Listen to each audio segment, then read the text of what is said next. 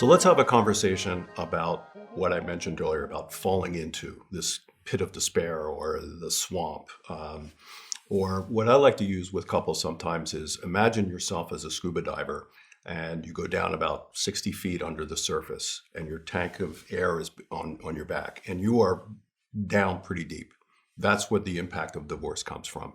The emotional part, the physical, the social, it just weighs you down, right? And you're down there and you think, I can't even breathe. I don't even know how to start to surface again. And one of the things you have to remember about scuba diving, and I've done it a few times, and trust me, it is a interesting experience. Well, I'm going to go down beneath the surface of the ocean and breathe through a tank that doesn't quite fit with what we should do. But for some reason, there you feel like you are. What happens is when you start to come up to the surface, you have to go very slow. You have to take your time. And the more you start to rise up from the surface, the oxygen in your tank, which is compressed now because of the depths, starts to rise up too. So I'm sharing that with you to kind of get that mindset of you have to come up slowly. You can't just shoot up to the surface. And if you do, you'll get the bends. You're not going to be able to manage it once you do get to the surface. So part of coming up slowly when you're down 60 feet or when you're in a swamp or you were climbing a mountain is taking care of your physical well-being. Now, I know when people who are going through a divorce and they're trying to recover, one of the things that suffers the most is your physical health. I'm not going to manage my diet very well when I'm trying to just figure out how I'm going to get through the day.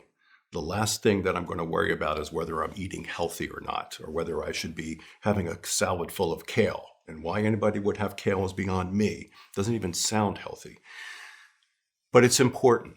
It's important because if you can keep your physical health, well-being in a better place, that doesn't mean you have to suddenly be a health nut. Just recognize the fact that there's going to be times where having a donut is going to be really nice. And maybe having 2 donuts would even be better. Because the emotional toll of this is taking so much from you. You just want some comfort food. And if I would be able to have a quart of Haagen-Dazs ice cream or some kind of ice cream here, there's nothing wrong with that. That helps in recovery too. If you just need to sit on a couch sometimes at night after a long day with work, kids, and just have a binge eating of ice cream, not a problem. Good. I recommend it. There's nothing wrong with it. Pizza is a great comfort food. The trick is to not make that your stable diet, right? Because your system, your physical well-being needs to be in a good place when we start dealing with the emotional part and the social part. People will say, well, I don't feel like even exercising. I get it. And why would I want to go out and exercise when I can't even figure out how I'm going to get out of bed some days? What I'd like to share with couples or individuals who are going through this is, what were you doing before this anyway? If you were going to the gym and that was part of your routine, great. If you can do that, that's perfect. But for a lot of us, that might not be the best thing we can do. Often I'll hear things like, I don't have the time for this. You don't understand what my life is like now. I understand. Trust me. This isn't about taking something and fitting it into your schedule. That just adds another burden to it. What this is let's reframe this. Let's look at it and say, I don't have the time for this, I know, but what can I do in the time that I have? Maybe I can do 10 jumping jacks in the morning. That's perfect. Maybe I can just go for a walk once a day. It just keeps you physically active. And what it also does is gives you a little bit of a distraction physically. So if we can get some of the blood flow, we can get those endorphins going a little bit, that just helps move the process. It's just one piece in that wheel that we're trying to get moving again. And if physically, we can just take care of ourselves in just a little bit of time.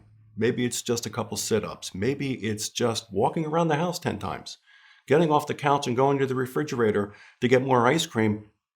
It's a nice blend of comfort and exercise, but just keep that in your mind. How's the best way I can take care of myself physically right now? What I've noticed, and I'm sure a lot of people will, if you've talked to people who've been divorced, and I do remember a client I had once said, this is the best diet I've ever been on. I lost 130 pounds when my partner left, and I've lost 10 pounds myself, and I feel physically better because I wasn't eating. Now, that's not the best way to do this, but you will find that your body is starting to reset. As I mentioned earlier about that second cause of stress, second leading cause of stress is divorce. because it's the end of a relationship, it takes its toll on the body. Physically, we're responding to the stress, the emotional angst that we're going through. So how do we keep that moving? We have to keep our engine focused. If we're driving in that car, we got to make sure we get the oil change once in a while. We got to make sure we have enough gas. It doesn't have to be perfect. So if anything, just allow yourself the moments to have the donuts and the ice cream. Hydrating is great, right? I can't stress it enough, just how simple having something to drink would help you through the day, right? Alcohol, I know a lot of people sometimes will start drinking more. That doesn't really help as much. You know, a little glass of wine at dinner is okay, but if you use alcohol or if you use anything else to kind of suppress some of those emotions, that just gives you one more piece you have to deal with. So if you can get your physical self in a good place, a little exercise here and there, thrown in with a little donut or an ice cream, that's great. Keeping your diet healthy in a way that works for you, keeping the exercise in a way that works for you is the best thing you can do for your physical self. Because as you start to surface up from the depths that you're in, being in a good physical place will help you, because you will get past this. And when you do get past it, you want to be in a good place to start moving forward.